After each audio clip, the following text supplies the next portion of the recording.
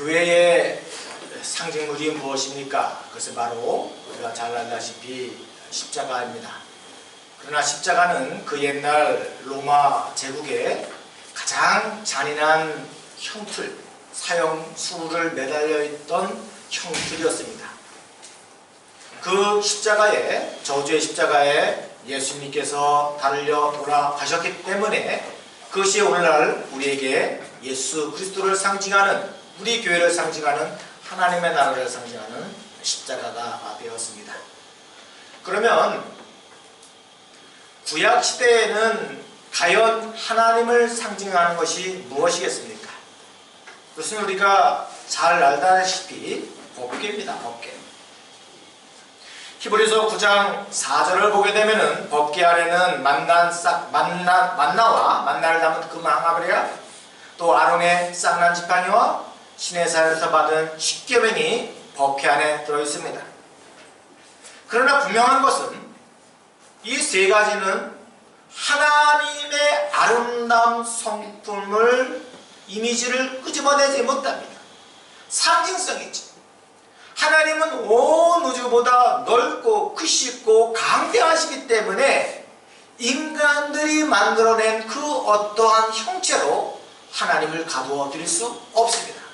그럼에도 불구하고 연약한 사람이들이기 때문에 하나님을 상징한, 하나님을 이미지화시킨 그 무엇인가 필요해서 구약시대 때에 법궤를 우리에게 허락을 해주셨습니다. 그 이후로 역사를 보게 되면 출애굽 때는 이 법궤를 하나님의 중심 사상으로 모셔들었습니다.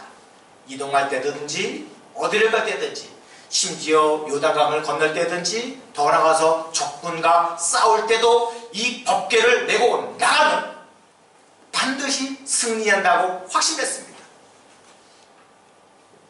그러다가 큰일을 당한 적이 있습니다.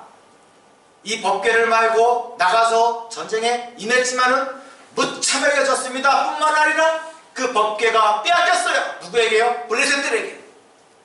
이 이야기를 들었던 90세 노인 엘리 제사장은 의자에 앉았다가 제사장님 법궤가 빼앗겼습니다라는 이 소리를 듣자 의자에서 중심을 잃고 뒤로 넘어져 죽었어요. 블레셋 사람들은요, 법궤를 들고 자기네 진영으로 돌아갔습니다. 승리에 마치되었습니다. 온 지역을 돌아다니면서 이스라엘 하나님을 조롱했어요. 봐라! 우리를 괴롭혔던 법궤, 하나님, 이스라엘 하나님이 아무것도 아니라면서 조롱을 했어요. 하나님은 보다 못해서 그들에게 크게 노하셨는데 블레셋 전역에 독종을 품게 하셔서 수많은 사람들을 무참하게 죽이셨습니다. 너무나 무서운 이들은 이 블레셋은 우리 것이 아니다, 승리의 상징물이 아니다, 전리품이 아니다 라는 생각하여서 이들을, 이 법궤를 이스라엘로 보내버렸어요. 바로 벳세메스 아시죠? 벳세메스로 보냈어요. 국경지역에. 그곳에서 이스라엘 사람들은 법궤가 들어오니까 수레를 부셔서 불을 떼서 하나님 앞에 제사를 지냈습니다. 그런데 사람이란 호기심이라는 것이 있었습니다.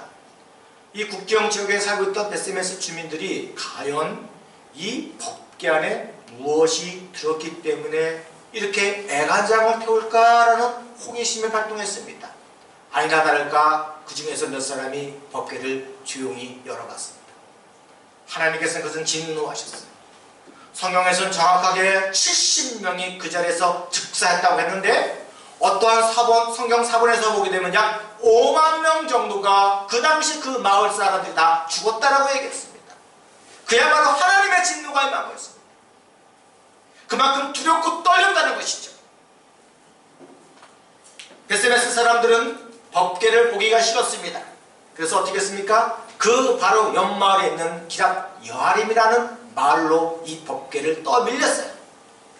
기랍 여아림의 당도한 법궤는 아비나답의 집에서 오랫동안 머물러 있었습니다. 보십시오.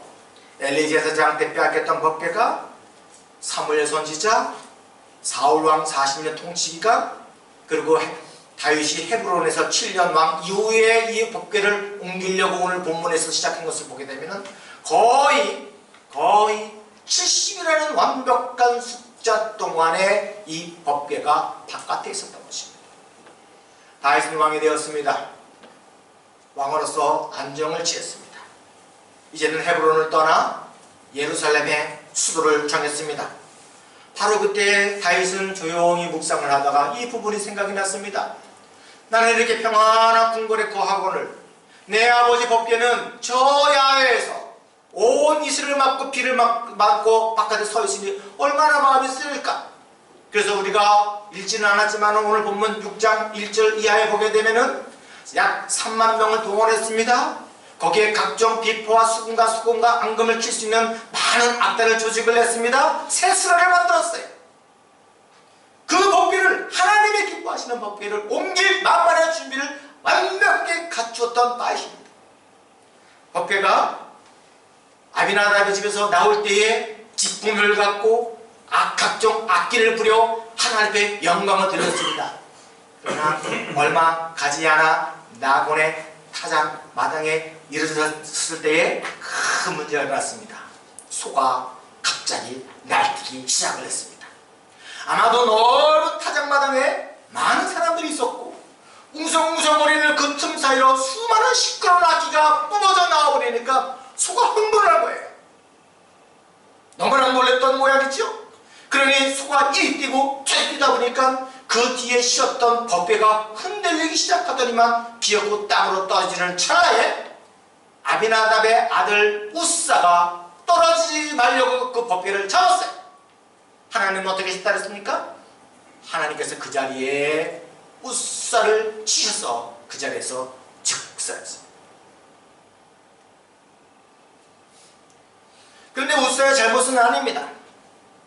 우사는 떨어지려고 하는 법궤를 얼떨결에 잡은 것에 지나지 않습니다. 그런데 곰곰이 생각해보게 되면 우사는 레위 자손이 아니었습니다. 더구나 아론 계열도 아니었고요. 무엇보다도 법궤를 레위 지파라고 할지라도 다 법궤를 만지는 것 아니에요. 그 중에서 고라 자꾸만 만질 수 있음에도 불구하고 이 우사는 그것을 망각하는 거예요.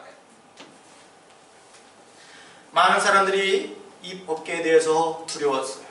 더 이상은 안 되겠다 싶어갖고 방치하다시피 우연히 그 옆에 있는 오벤 에돔의 집으로 보내버렸습니다. 그런데 참 이상하죠? 여호와의 법궤가 석 달 동안 오벤 에돔의 집에 머물러 있는 동안에 상상할 수 없는 기이한 일이 벌어졌어요. 우리 한번 11절 말씀 보겠습니다. 한번 읽어볼까요? 시작. 여호와의 궤가 다윗 사람 오벤에돔 집에 석 달을 있었는데 여호와께서 오벤에돔과 그의 온 집에 복을 주시니라. 단지 3개월만 오벤에돔의 집에 머물렀던 법궤로 인하여 그의 온 집에 복이 임했어요. 글쎄요, 오늘날의 복이라면 어떤 걸지 모르겠지만은 이 3개월 동안 어떤 복이었을까? 오늘날이었으면 복권을 당첨되다든지 차가 어떻게 돼갖고 어떻게 됐는데 보험회사에서 완벽 처리돼갖고 더 좋은 차로 사준다든지 엄청났을 거야. 어쨌든 간이야. 왜냐면은 아니 3개월 그 짧은 시간에 어떤 복을 받았길래 전 이스라엘 사람들 오벤에돔의 복을 받았다며, 그 집에 그런 축복을 받았다며, 한번 가축이 새끼가 나면 쌍태가 나오고 토지 문제 때문에 보상 문제 때문에 신경전을 펼쳐 상대방이 아버지의 옷이 내가 잘못했어 하면서 보상 처리해서 달려오는 사람이 있는가 반면에 온 들판에 보니까 모든 복숭아, 수박, 참외가 주렁주렁 열릴 정도로 놀라운 축복 내린 것을 봤다는 거예요. 그러니 그 소문에 이어지고 나서 다윗 궁에 있는 다윗까지도 그 소리를 들었단 말이에요. 참으로 놀라운 일이죠. 본문에서는요, 아비나답과 오벤에돔이라는 두 인물이 등장합니다. 법궤가 아비나답의 집에서 70년 머물렀었고요, 오벤에돔 집에는 단지 3개월만 머물렀었습니다. 그런데 아비나답의 집에서는 장남 우사가 죽었습니다. 반면에 오벤에돔 집은 놀라운 축복을 받았습니다. 이 장면을 보고 여러분은 무엇을 느낍니까? 신앙생활은 숫자가 아니에요. 신앙생활은 양이 아니에요. 신앙생활은 질이에요.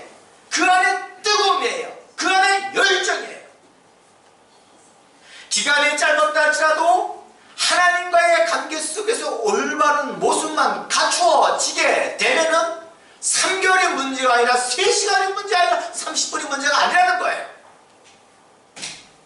신앙생활에 단 한 번 하나님께서 주어진 기회를 어떻게 만들어가는가? 뜨거운 열정을 갖고 자신을 불태우는가? 하나님은 보이지 않고 70년이라는 완벽한 숫자 속에서 하나님 온데가 한데없이 사라지고 그의 사람이 보이고 재료가 보이고 이것저것 덕지 온갖 먼지가 붙어있는 사람이라고 한다면 하나님 앞에 가까이 갈 수가 없다는 것입니다. 저는 이 문제를 오늘 설교의 포인트를 삼고 싶습니다. 우리 중에 오랫동안 신앙생활을 하는 분들이 참 많습니다. 어떤 경우에는 몇 대를 거쳐서 이곳 태평양을 건너 시드니 하늘 아래서 어렵게 신앙생활하는 분들도 적지 않습니다. 물론 몇 대를 거쳐서 신앙생활하는 것은 큰 장점입니다. 그런데 그것이 전부가 아닙니다. 오랫동안 신앙한다 할지라도 그 한순간의 열정, 하나님과의 관계가 올바르지 못한다면 얼마든지 하나님과의 관계 속에서 아무것도 아니 될 수 있다는 것입니다. 바로 아비나답의 집에 갖고 있는 문제점입니다. 하나님의 법궤가 70년의 완벽한 회복의 숫자지요. 이스라엘에서 이만한 신앙도 없었습니다. 겉으로 볼 때는 모든 것이 반듯하고 모든 것이 문제가 없어요. 법궤가 떨어지려고 할 때에 무의식적으로 행동하는 것은 아주 자연스러운 것이에요. 꺼리낌이 없는 것이죠. 그런데요, 이것은 바로 평소에 그 내면에 몸담았던 것이 나오는 것입니다. 우리는 이 부분에서 웃사가 죽은 장소를 한번 되새길 볼 필요성이 있습니다. 그것은 나곤의 타작마당입니다. 타작마당 하면 여러분 무엇이 생각납니까? 저는 시골 출신이기 때문에 타작마당이라는 것은요, 넓은 공터를 말합니다. 물론 맞아요. 그 공터에서 타작을 하지요. 그러나 어떤 때는 거기에서 잔치도 열립니다. 많은 사람이 무성거리지요. 뿐만 아니라 거기에서 마을에 중요한 안건이 있으면 그 안건을 다루는 공회 장소도 됩니다. 그것은 하나님을 찬양하는 장소가 아닙니다. 어떤 면에서 인간의 자랑, 인간의 필요에 의해서 만들어진 곳, 인간을 드높이기 위해서 임시방편으로 만들어진 곳입니다. 후대의 이 나곤의 타작마당은요, 다른 이름으로 바뀌었습니다. 우리 역대상 13장 9절의 말씀을 보게 되면 한번 읽어보겠습니다. 시작! 기돈의 타작마당에 이르러서는 소들이 뛰므로 웃사가 숲을 펴서 개를 붙들었더라. 오늘 본문 사무엘하 6장에서는 나곤의 타작마당이, 역대상 13장에서는 기돈의 타작마당으로 바뀌었습니다. 기돈이라는 뜻이 무엇인지 아십니까? 철이에요. 투창이에요. 철로 만들어진 투창의 장소예요. 그죠? 타작마당이 점점점 발전되어서 철을 날카롭게 만들었고 창을 만들어서 그 창을 던져서 맞추는 표적지를 향한 날아가는 그곳으로 바뀌었다는 것입니다. 그 창은 생명을 빼앗는 호전성이 있는 것입니다. 한번 투창 경기가 열리게 되면은 이곳저곳 모든 마을 사람들이 다 한자리에 모이고요. 한 곳에서는 어느 쪽이 이겨라 어느 쪽 이겨라 거기에서 도박을 걸고요. 술판을 벌이고요. 그야말로 에헤라 좋구나 하면서 인간성의 가장 밑바닥에 적나라하게 드러나는 것이 바로 기돈의 타작마당이에요. 원래 인간들은 다 그래요. 단순히 먹고 살기에 만들어졌던 초창기의 타작마당이 점점점 시간이 지나게 되면은 타락의 장소로 바뀌어요. 한번 타락하면은 죄악의 난무해 버리지요. 겉으로는 신앙의 이름으로 모이지만 그 내면은 돌이킬 수 없는 하나님과 관계가 점점 얽히고 설킨다는 거예요. 하나님은 그런 인간의 마음을 아셨어요. 바로 그 죄악의 장소에서 웃사는 무의식적으로 법궤를 만진 거예요. 자연스럽게 만진 게 아니에요. 나는 만지면 안 돼요. 고라자손이 아니기 때문에. 그런데도 너무나 익숙한 장소, 너무나 죄악을 저지를 수 있는 따뜻한 공기가 갖추어진 그 기온의 타작마당이기 때문에 자연스럽게 해서 만져진 거예요. 하나님은 그것을 눈여겨보시고 가만히 안 놔둬버렸어요. 그래서 어떻게 했어요? 다윗이 고백했던 것처럼 베레스 웃사라 했습니다. 베레스 우사가 뭔지 아십니까? 터졌다는 거예요. 완전히 터졌어요.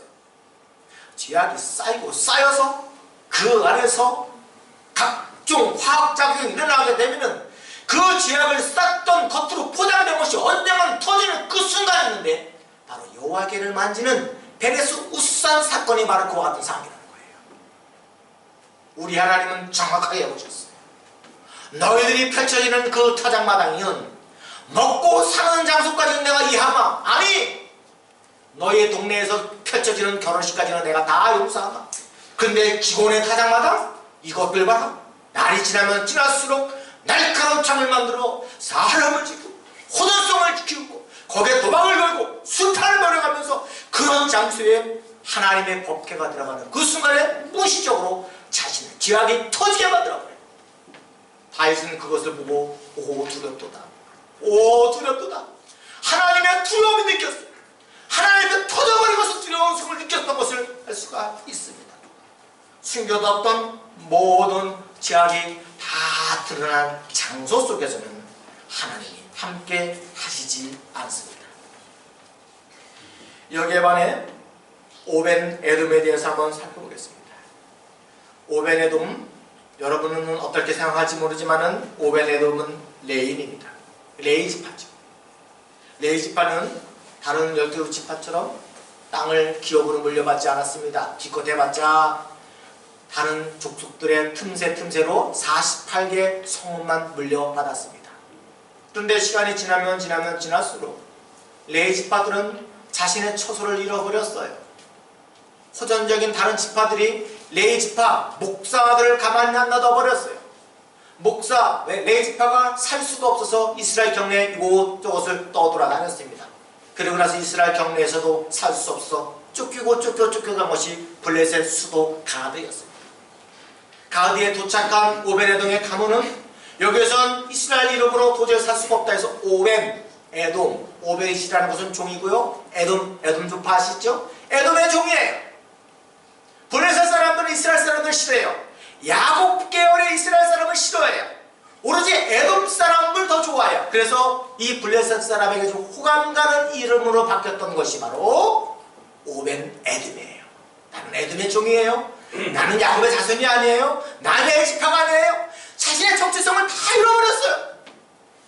그렇게 해서 살다 보니까 이제 어느 정도 살다가 다시 기럇 여아림 지역으로 이사 왔던 사람인데, 기럇 여아림에 와보니 자기는 오벤 에돔이요. 그래서 그렇게 불렀던 사람이 가드 사람 오벤 에돔이니라고 이 성경에서 10절에서 얘기하고 있습니다. 10절에 보니까 그를 가드 사람 오벤 에돔이라고 불렀습니다. 오벤 에돔이라. 그런데요, 하나님은 그걸 아셨어요. 오벤 에돔의 안절부절 못한 그 마음을 아셨어요. 자신의 제사장임에도 불구하고 자신의 직분을 감당하지 못한 그 마음을 엿봤던 거예요. 아비나답은 법궤를 모셨다는 이유로 아내라고 태만해가 살았지만은 법궤를 모셨다는 것이 곧 신앙이 아니라는 것을 아셨고 그것을 베레스 우사를 통해서 깨우쳐 주셨는데, 그러나 오벤 에돔은 달랐어요. 우연히 법궤가 오벤 에돔의 집에 머물게 하셨고 그 머문 순간 오벤 에돔은 이것이 마지막 기회라는 것을 알았어요. 아니, 하나님의 형상화 되는 이 법궤가 우리 집에 오다니, 내 이 법궤를 쓸고 닦고 귀엽고 하나님 앞서 하나님의 각종 신앙의 모습을 갖고 적정적으로 섬긴 것을 알 수가 있어요. 하나님의 마지막 중이 단 한 번의 기회. 그동안 나는 나의 성읍도 없었고 나의 가문을 일으킬 수 있는 땅도 없었고 하나만 타국생활 블레셋 가드까지 쫓겼다가 어떻게 하다 보니까 기한이 열흘까지 다시 왔지만은 내 정체성을 회복하는 간절한 마음을 하나님이 아셨고 오벤 에돔의 가정에 머무는 동안에 그는 하나님 앞에서 정성을 숨겼는데 결과적으로 어떻게 됐는지 그의 후손들을 한번 보겠습니다. 그 역대상 26장을 보게 되면요, 역대상 26장에는 레위 지파에 대해서 얘기 나와요. 레위 지파를 또 구분해서 고라 자손에 대해서 나오고요, 고라 자손 중에서 특혜받았던 성전 문지기에 대해서 자세하게 나열하는 것을 알 수가 있습니다. 제가 한번 성경을 읽어볼게요. 여러분 한번 눈으로 한번 따라해 보시기 바랍니다. 역대상 26장 4절로 8절에 이런 말씀이 있습니다. 오벤에돔의 아들들은, 잘 보세요. 오벤에돔의 아들들은 맏아들 스마야와 둘째 여호사밧과 셋째 여호와 넷째 사갈과 다섯째 느다델과 여섯째 얀미엘과 일곱째 이사갈과 여덟째 불벤자이니 이는 하나님이 오벤에돔에게 복을 주셨음이라. 그의 아들 스마야도 두 아들을 두었으니 그들의 조상의 가문을 다스리는 자요 큰 용사라. 스마야 아들들은 오드니와 르발과 오벳과 에살바과 에살바의 형제 엘류의 스마가는 능력이 있는 자이니 이는 다 오벤에돔의 자손이라. 그들과 그의 아들들과 그의 형제들은 다 능력이 있어 그 직무를 잘하는 자이니, 보세요. 오벤에돔에게서 난 자가 몇 명이요? 62명이었더라. 오벤에돔의 아들은 8명이었었고요. 거기에 손자가 다 모이다 보니까 한 패밀리가 62명이에요. 근데 이 62명 모든 사람들이 하나님의 성전 문지기로서 살아가는 아름다운 족보의 이름을 올려놨습니다. 세상에서 제일 볼품없는 떠밀려서 블레셋도 가지가지 쫓겨갔던 오벤에돔, 에돔의 종으로 살 수밖에 없었던 그와 같은 레이지파가 하나님께서 이렇게 회복을 시켜주셨습니다. 근데 여기에서 보니까 오벤에돔의 자손을 보면은요, 보니까 이 세 가지를 칭찬하는데 자손들이 다 그래요. 다 큰 용사요, 다 능력이 있고 다 그 직무를 잘하는 자입니다. 62명 중에서 어떻게 이렇게 불량한 자가 한 사람이 없을까? 엘리 제사장을 보세요. 사무엘 선지자 아들을 보세요. 다윗 아들들을 보세요. 한 달을 걸리지 못해서 불량자가 나와요. 근데도 이 62명의 아들들은요, 다 큰 용사고 다 능력이 뛰어나고 다 그 직무를 훌륭히 감당하는 사람으로 하나님께서 만들어 주셨어요. 이것이 놀라운 축복입니다. 오늘은 푸르른 교회가 이전 감사 예배를 드리는 날입니다. 하나님의 은혜로 우리 이재성 집사님을 특별히 사랑하셔서 라빈느 카페에서 1년 좀 넘게 아름다운 교회를 태동시켜 주셨습니다. 얼마나 감사한지 몰라요. 우리가 이렇게 오랜 기도 중에 이곳에 우리 둘만의 공간을 만들었습니다. 모든 것이 다 하나님께서 베풀어 주셨어요. 근데 처음에 이전할 때는 아무것도 없었어요. 막상 계약을 하니 의자도 없었고 강대상도 없었고 무엇도 없었고 왜 이렇게 없는 거지 많은지 하나님 불평만 나오더라고요. 당장에 예배 이전을 마쳤고 나서 들어갈 공간에 집기가 없으니 얼마나 마음 불편한지, 그 중에 어떤 집사님이 그러시더라고요. 목사님, 의자가 없고 강대상이 없으면 땅바닥에 앉아서 안방처럼 그냥 책상대에 앉아서 예배 드립시다. 그 말이 얼마나 고맙고 감사하지. 목사부터 낫더라고요. 그런 중에 우연히 한 고등학교에서 의자가 있다는 소문을 들었습니다. 교장에 이메일을 썼고 며칠 후에 의자를 갖고 가도 된다는 연락을 받았습니다. 저희는 그 즉시 비교적 큰 차가 있는 한 분의 집사님을 통해서 몇 분의 집사님과 함께 피력을 했습니다. 그 다음이 문제예요. 3월 17일까지 이전에는 이 복덕방에서 열쇠를 절대 줄 수 없다고 해서 의자를 이곳에 옮겨올 수가 없었을 것입니다. 근데 가장 가까운 한 분의 집사님 가정에 생각을 났습니다. 하지만 그 의자는 매우 더럽고 학생들이 축구 둬서 여러분 모르겠지만 밑바닥을 보게 되고 온갖 잡동산 노떼껌 햇떼껌 뭐 누지름 뚜껌 다 붙어있어요. 의자라는 게 다 그래요. 안 보이는 거지. 은근슬쩍 코딱지까지 붙여놓는 거지. 못된 소녀들의 식구 아닙니까? 엄청 지저분했죠. 그 집에 우연히 들어간 이 단 한 번의 의자를 그 집 주인은 가만히 볼 수가 없었습니다. 손발을 걷어 붙이고 닦기 시작을 했습니다. 아픈 어깨를 저려오는 손발을 움켜쥐고 그 무더운 날씨에 80여 개의 의자를 하나하나 다 닦고 감을 냈습니다. 그런데 그것이 그분에게서는 오벤에돔이에요. 단 한 번에 들어온 우연한 기회, 오벤에돔의 열정으로 그는 섬겼다는 거예요. 푸르른 교회에서의 성경용 의자는 단 한 번이에요. 한 번 세팅하면 그 누구도 의자를 침범할 수가 없어요. 그래야 그에게는 그분에게는 오벤에돔이죠. 단 한 번에 하나님께서 주어진 우연한 기회를 갖고 하나님의 시각을 갖고 그것을 어떻게 하느냐, 이것이 바로 아비나답과 오베네돔으로 판가름 나는 것입니다. 신앙은 무서워요. 내추래요. 누가 가르쳐주는 것이 없어요. 단 한 번의 기회를, 그 마음의 결심을 어떻게 풀어 헤치는가에 따라서 나는 70년 동안 우리 집 버프가 있어, 아비나답의 사람이 될 수가 있는 반면에, 아니야, 나는 비록 이방인의 모습으로 겉모습으로 바뀌었다 할지라도 나는 제사장이야, 하나님과 관계 속에서 이러면 안 된다는 정신을 바짝 차린 오베네돔의 삶은 분명히 차이가 있다는 것입니다. 그런가 하면 지난주에 우리 교회 처음 오신 분이 계십니다. 이전에 한 번도 만나 뵙지 못했던 분이 무럭무럭 찾아와서 우리 교회에 오셨습니다. 그분은 우리 교회를 이곳저곳 보시더니만 오늘 이사하는 날이었네요. 예, 그렇습니다. 참 저희 교회 오셔서 감사합니다.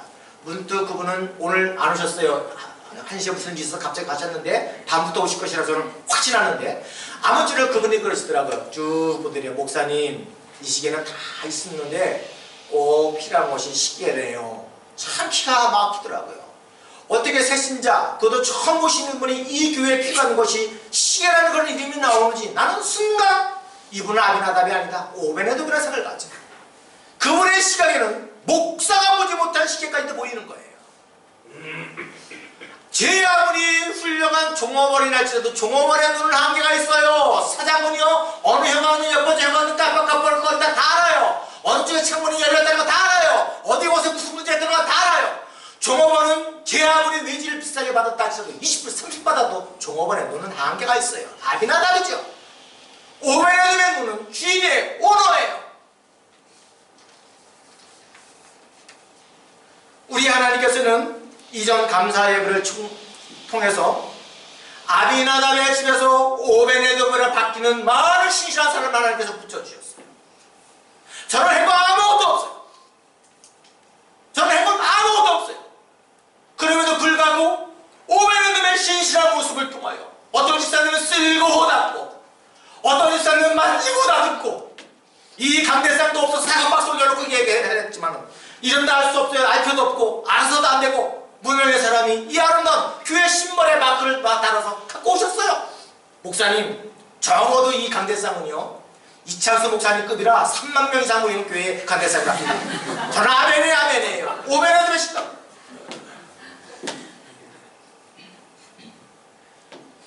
이러한 모습이 개척교회에 단 모습이고요, 이러한 모습 속에 순수함에 들어있는 오베네돔의 살아있는 꿈틀거리는 신앙을 하나님께서 받으시는 61명의 모든 자손들은 다 용사고 다 능력자고 다 하나님 앞에서 분기를 얻는 힘세자로 하나님께서 만들어 가셔요. 목회자는 아무것도 아니에요.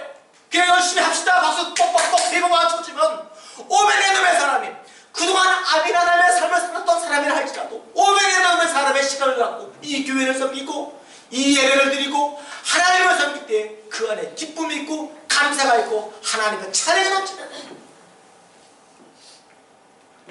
사랑하는 귀한 성도 여러분, 우리가 어디에 있든지 간에 결코 여러분은 아비나답의 사람이 아닙니다. 아비나답의 사람은 철없는 베레스 우사처럼 장남이 다 죽어요. 사무엘 선지자도 그렇고 다윗도 그렇고 모든 불량자가 나오지만 오베네돔의 순수함과 열정과 아름다움과 떼묻지 않는 삶을 살아가는 자에게는 그 아들의 이르기까지 62명이 어떻게 이렇게 다 용사요, 다 능력자요, 다 유능한 사람을 바뀌냐 이거예요. 저는 바라건대 우리 푸르른 교회가 오베네돔의 통로가 되었으면 좋겠습니다. 이 이전 감사 예배를 통하여 그와 같은 삶의 출발선상에서 뛰어가 서서히 서서 뛰어갈 수 있는 그런 성도가 되었으면 좋겠습니다. 부디 이곳에서 우리 함께 예배드려서 어쩌다 한 번 예배드리는 분이라 할지라도 어느 곳에 있는 간에 여러분의 삶은 아비나답의 삶이 아닌 오베네돔의 삶으로 살아가 승리하여 먼 날 하나님 앞에서 잘했다 칭찬받았으면 그와 같은 하나님의 성전 문 지기로 살아가서는 귀한 성도가 되어주길 주님의 이름으로 축원합니다. 아멘. 우리 한번